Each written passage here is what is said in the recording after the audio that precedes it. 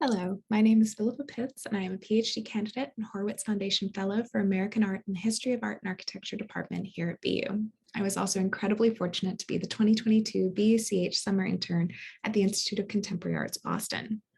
Working within the curatorial department, I was invited to join a range of projects related to their upcoming exhibitions, from writing grant proposals to building out exhibition checklists, and even researching and writing gallery didactics. For me, as someone who returned to doctoral study after almost a decade in museum practice, this was a wonderful opportunity to marry my existing professional skill set with the research tools and theoretical ideas that I've been exploring as a doctoral student. At the ICA, I was incredibly fortunate to have curator Ruth Erickson, but also very much Jeffrey Dubois as my daily mentors. And both were so generous with their time and expertise and really thoughtful about the projects that they assigned to me.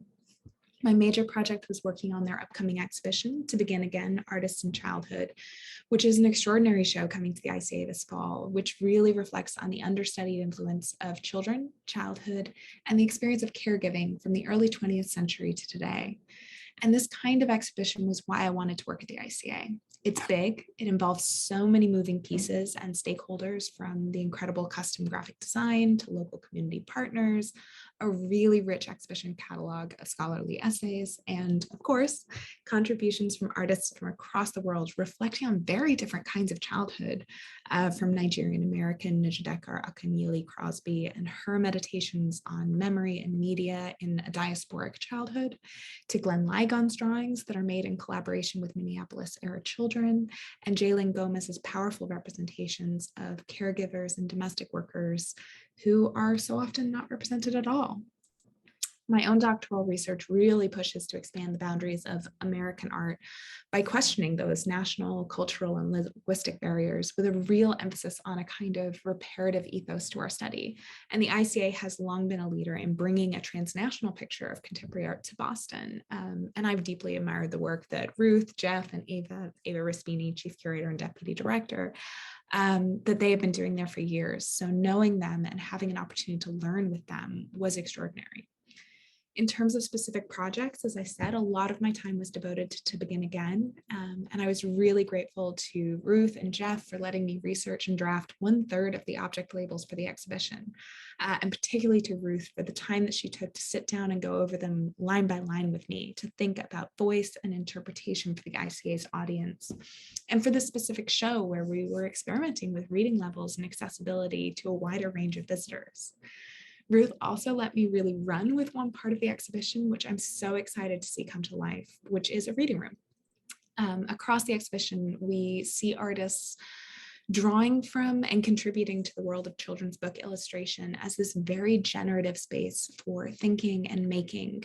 So the research room is really a place to honor illustration as a vital artistic practice, and as this real cultural repository and touchstone.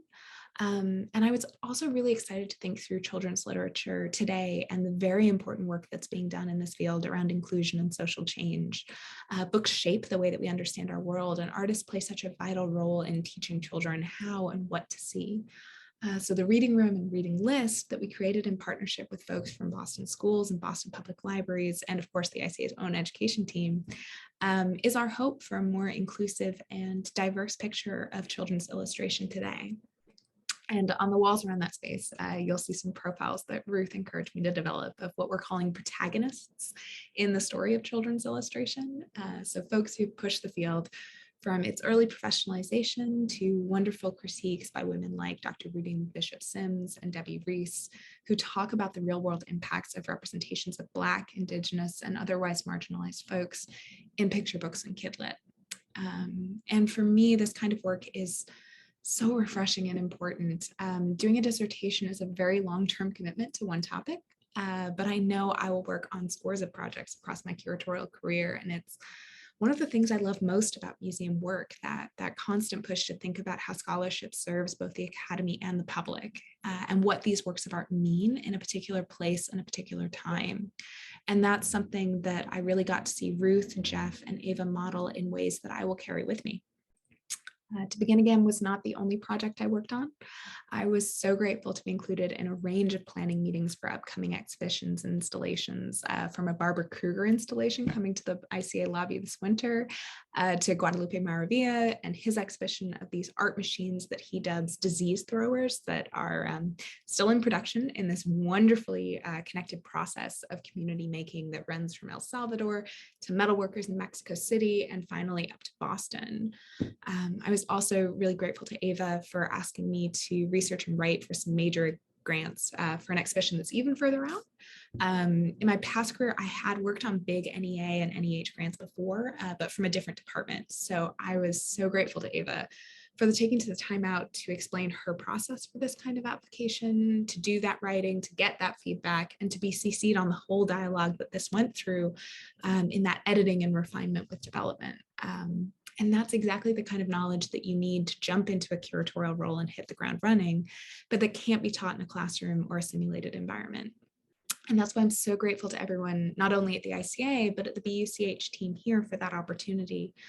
What Associate Provost Daniel Kleiman and BUCH Director Susan Mizrushi have done in creating this program is really to provide that vital parallel piece of our graduate education, where we can take the skills that we bring to graduate study, the skills that we develop in our classes and research, and take those out into the world so that when we hit the job market, it's not, I think I can, it's, I know I can, and I already did.